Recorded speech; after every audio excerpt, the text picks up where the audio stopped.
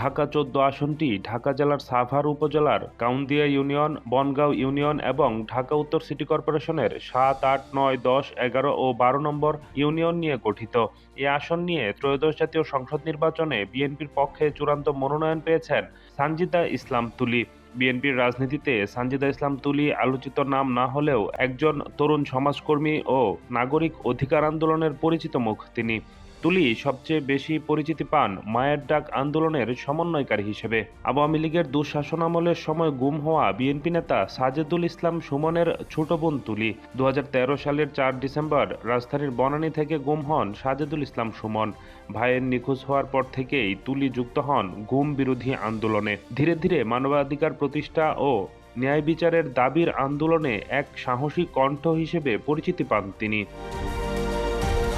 ত্রয়োদশ জাতীয় সংসদ নির্বাচনে ঢাকা ১৪ আসনে বিএনপির প্রার্থী সানজিদা ইসলাম তুলি পেশায় একজন গৃহিণী। নির্বাচন কমিশনে দাখিল করা হলফনামা বিশ্লেষণে দেখা যায়, স্থাবর ও অস্থাবর সম্পদ মিলিয়ে তার প্রায় ২,৩৪,০০,০০০ টাকার সম্পদ রয়েছে।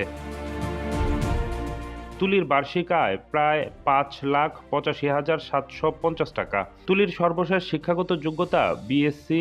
গৃহিণী হলেও তার আগের পেশা ছিল বেসরকারি চাকরি। তার নামে একটি মামলা রয়েছে যেটি তদন্ত করছে পিবিআই। একটি অ্যাপার্টমেন্ট ও গাড়ি রয়েছে তুলির। কোনো কৃষি জমি নেই তার নামে। নির্ভরশীল হিসেবে থাকা স্বামীর বার্ষিক আয় ৮২,৯৯,৫৮০ টাকা। সঞ্চয়পত্র থেকে তুলি বার্ষিক আয় করেন ৫,৮৫,৭৭৫ টাকা। তুলির কাছে নগদ অর্থ রয়েছে ৮৩,৩১,৬৬২ টাকা। তার স্বামীর কাছে আছে ১,৫৭,৬৯,৬৪১ টাকা। এছাড়াও তুলির ১০ ভরি ও স্বামীর ১০ ভরি স্বর্ণ রয়েছে।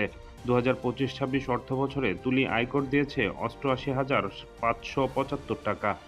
আয়কর রিটার্নে তার সম্পদের পরিমাণ ২,১৩,৮৫,৭৫০ টাকা। আয়কর রিটার্ন অনুযায়ী তার স্বামীর সম্পদের পরিমাণ ২,৮৪,০০,০০০ টাকার বেশি।